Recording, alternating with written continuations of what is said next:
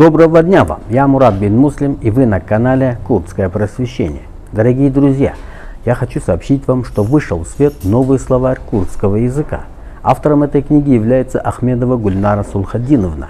Вот уже много лет Гульнара преподает курдский язык. Я об этом подробно рассказывал на своем канале.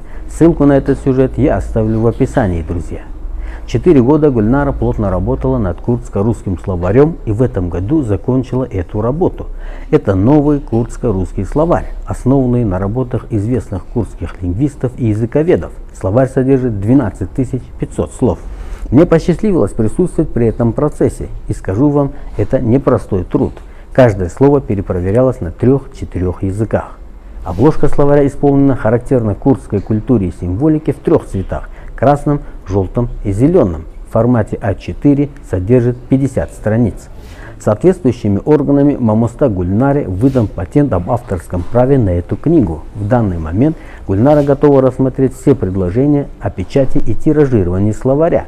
По всем вопросам пишите на электронную почту. Адрес на экране. В данный момент Мамуста Гульнара Азади работает над второй частью словаря. Это уже будет русско-курдский словарь. Также Мамуста Гульнара ведет курдско-образовательные страницы на Facebook и Instagram. Дорогие друзья, такие люди, как Гульнара, проделывают огромную работу, чтобы знания курдского языка стали легки и доступны. От нас же требуется взять и изучать.